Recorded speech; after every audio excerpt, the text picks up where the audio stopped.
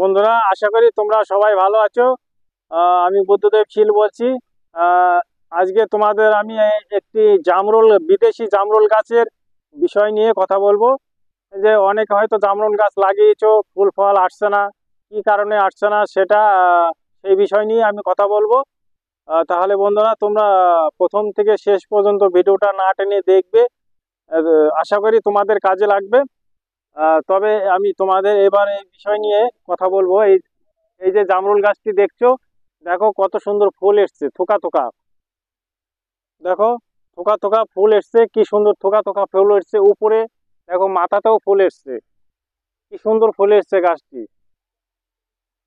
দেখো গাছটি একদম গাছ ভর্তি ফুল, থোকা থোকা ফুল চলে এসছে। কি করলে এই গাছটি ফুল আসবে বন্ধুরা, তোমাদের আমি বলবো সেই বিষয়ে। তবে এই গাছটি কমের পক্ষে আমি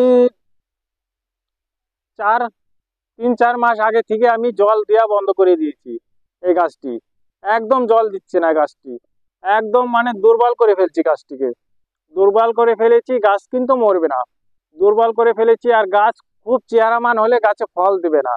তাহলে কি করলে গাছে ফল দেবে? তাহলে বন্ধুরা তোমরা অবশ্যই বুঝতে পারবে, প্রথম থেকে শেষ পর্যন্ত দেখো ভিডিওটা।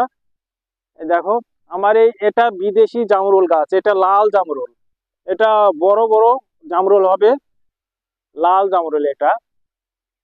এই জামরুলটি খুব খেতে স্বাদ ভালো, মিষ্টি। এই জামরুলের চারাও পেয়ে যাবে বন্ধুরা এই শীল নার্সারিতে।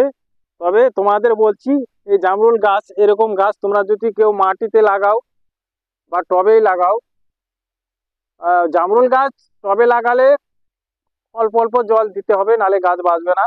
আর মাটিতে লাগালে মোটামুটি 3-4 মাস আগে থেকে, জানুয়ারি মাসে আগে 3-4 মাস আগে থেকেই তোমরা জল দেওয়া বন্ধ করে দিবে।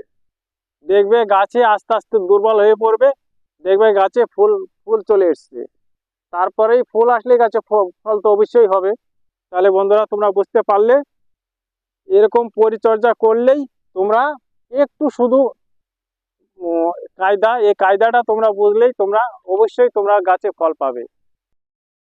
তাহলে বন্ধুরা, আশা করি তোমরা ভিডিওটা দেখে উপকার পাবে। তাহলে তোমাদের আমি বলে দিলাম, এভাবে তোমরা গাছ পরিচর্যা করো, তোমরা আশা করি ফল পাবে।